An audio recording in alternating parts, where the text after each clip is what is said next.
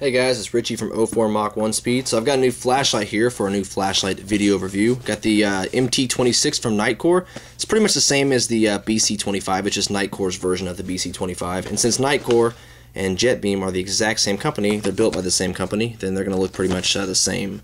So this one does perform a little bit better. However, the price is actually cheaper than the BC25, but yet it has a higher output, more efficient U2 bin, more modes, and all kinds of other stuff that the BC25 didn't have, but yet it's cheaper. So that's kind of odd.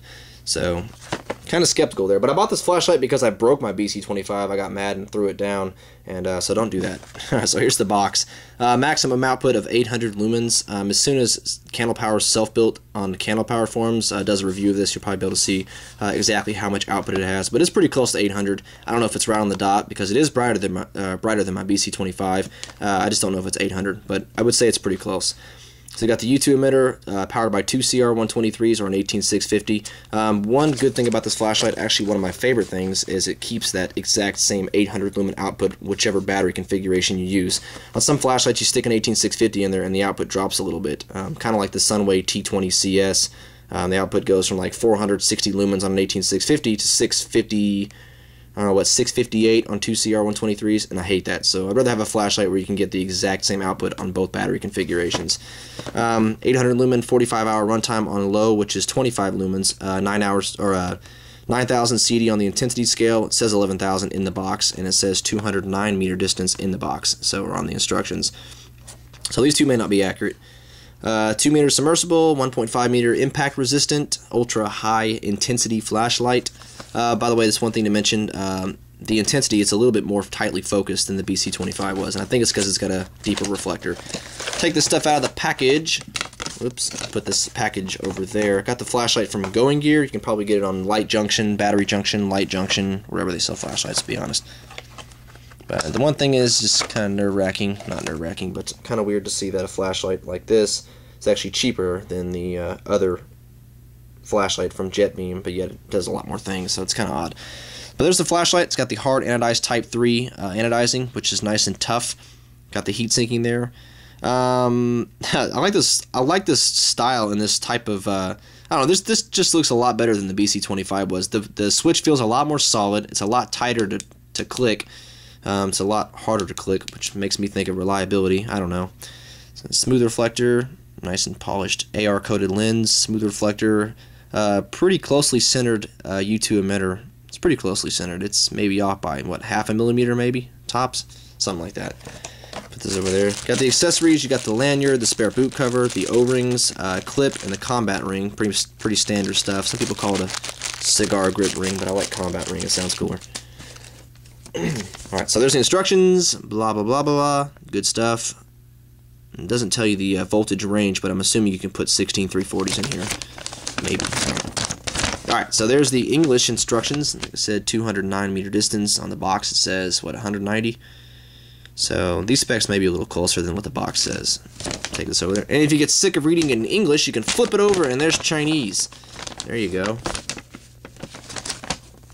Have a little secret to tell you how you can read this. Take it and you flip it over. Yeah, there it is right there. I'm just kidding. I'm going to set this over here for now. Got the warranty card, which I never fill out. Probably should start doing that. I've got a whole stack of warranty cards. I never fill them out. Nice little holster there. Got the Velcro, which I can't stand. Alright, so I'll put this flashlight in here. Show you guys that first. It goes tail first. Pretty much the same as the BC25. From a long distance away, it looks like the BC25. Not really. I just like the way the heat sinking looks. It looks a lot better than the BC25 did. It looks a lot better. Nice little logo there. Nitecore MT26. And then you got the little attachment point for a carabiner or whatever the hell that is. Alright. Get this over here. Okay. So take the tail off. I'll show you guys what the tail looks like. Pretty standard tail. I don't know if these are square cut threads. The back of it is actually not square cut threads. They're little trapezoidal cut threads, and I think the front of it is. I think these are square cut. They look like it. Yeah, these are square cut threads. So the front of it's got square cut threads, not anodized, so you can't, well, that was kind of a stupid statement there. I was going to say you can't lock out the flashlight, but I forgot that's the head. Okay, then you can lock out the flashlight. There you go, anodizing back here, sorry. Silica gel, keep your flashlight nice and dry while it's shipping. Don't eat. You can if you want to. And then you got the switch back there, nice little logo, Nitecore. Not really a logo, but now the tail actually looks a lot different than the BC25 did. I'm assuming it's Nitecore, even though Nitecore and jetbeam are the same, they make different switches, I'm sure. So the switch does feel a lot more stiff and a lot more solid, and I like that. Alright, so the flashlight, like I said, is powered by an 18650, 2 CR123s, 2 LiPo4 lithium iron phosphorus batteries, or what, 2 16340s. I'm pretty sure you can put 16340s in there. Alright, take the head off.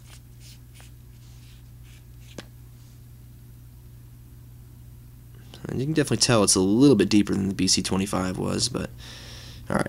So there's the head where the circuit board is. Nice little goody. Looks like gold-plated connecting points, but I'm not 100% sure. Sysmax, of course, Nitecore.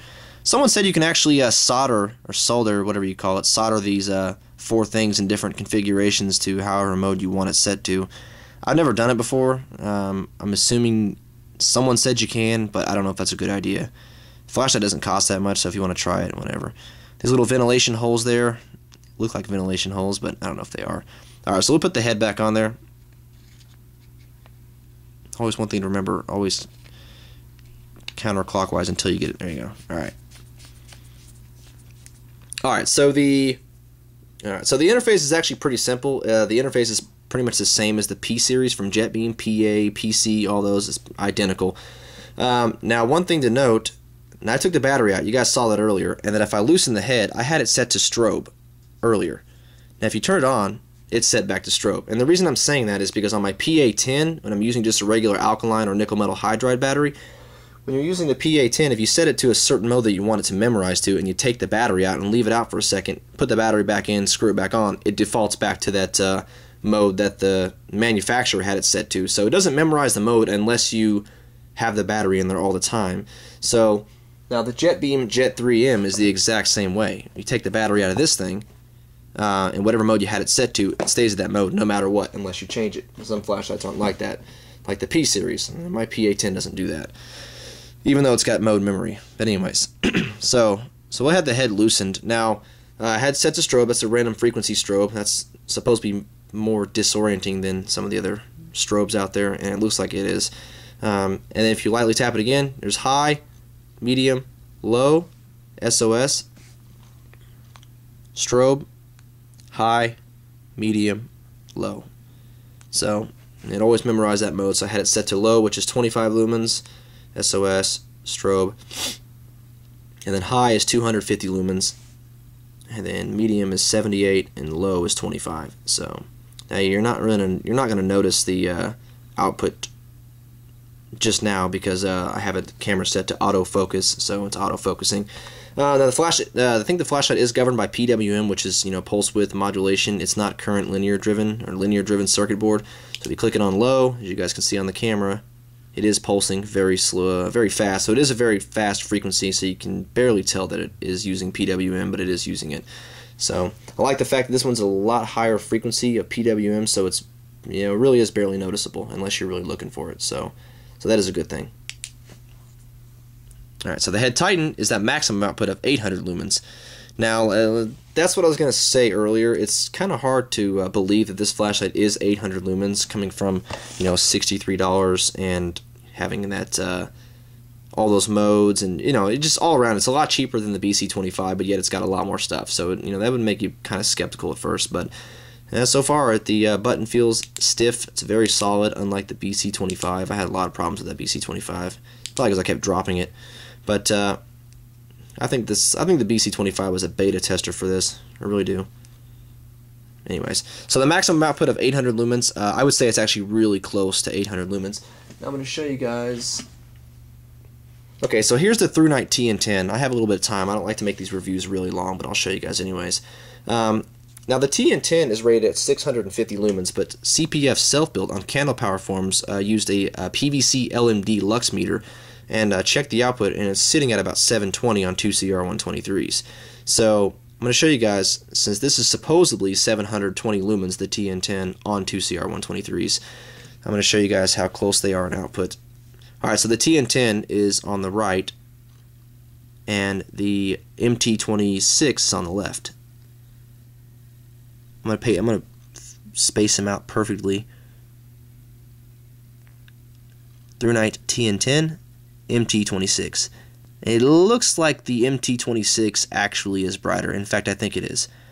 The MT26 is definitely a little brighter than the TN10 on 2CR. So I would definitely say this flashlight's pretty close to 800 lumens. If it's not 800 lumens, if it's not on the dot, it's pretty close. It's in between 7 and 800. So you're not going to have to worry about buying a flashlight that advertises 800 lumens even though it's 500. No, it's pretty close. It's pretty close to 800. So that is one good thing. But as far as recommendations, I would recommend buying this flashlight before you bought the 25 from JetBeam, the BC25.